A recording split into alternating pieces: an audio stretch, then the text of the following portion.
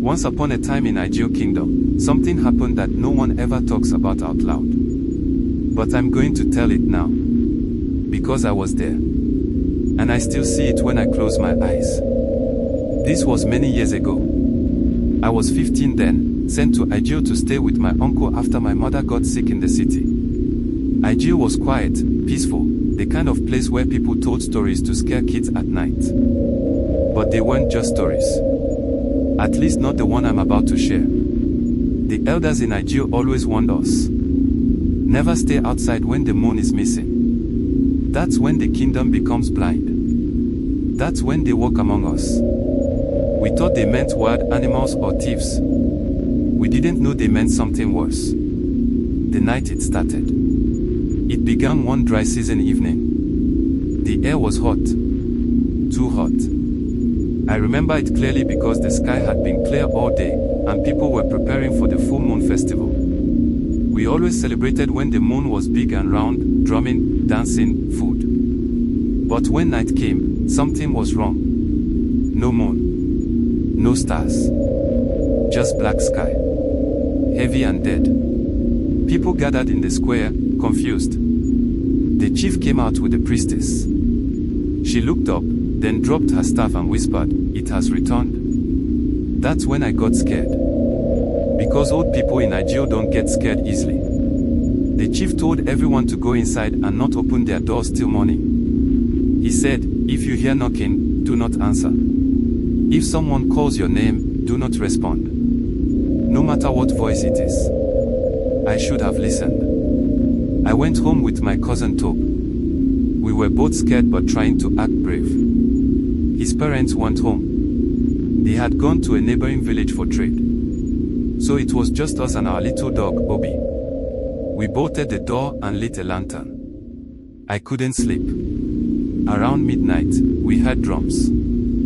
Faint at first, like far away. But they got louder. And then, we heard singing. A woman's voice. Slow, sad, and sweet. Like a lullaby. Tob whispered, "Who's singing at this time?" I didn't answer. Because something in that song felt wrong. It made my skin crawl. Then we heard footsteps outside. Light ones. Like someone dancing. Obi started growling, tail between his legs. Then came the voice. "Chuka. Toby, open the door. It's Mama." It sounded like Tob's mom. He ran to the door. I pulled him back. That's not her. They're not even in the village. But the voice came again, perfectly, just like his mom. "I said open this door now." Tob's eyes were wide. His hands shook. Then the singing started again. Louder. It was coming from every direction now. Not just one voice, many. Obi started barking like mad. Then he ran under the bed and refused to come out. We sat in silence, holding each other, too scared to even breathe.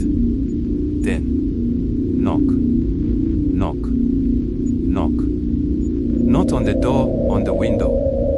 We didn't move. The knocking moved again. Knock. Knock. Knock. Then it stopped. Dead silence. We waited for what felt like hours. Then we heard crying outside. A child. Saying, "Please help me. Please. I'm lost." I wanted to help. I stood up. Tob screamed, "No," and pulled me back. The crying stopped instantly. Then, the laughter started.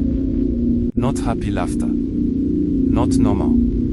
It was broken, twisted, like something pretending to laugh but not knowing how. We shut our eyes. We prayed. We waited for daylight. The next morning. When the sun finally rose, the singing and the laughter stopped. I opened the door slowly. The ground outside was full of footprints. Bare feet. Small feet. Like children had been dancing all night. But there were no children missing in the village. Instead, we found old Mama Nkechi in her hut, dead.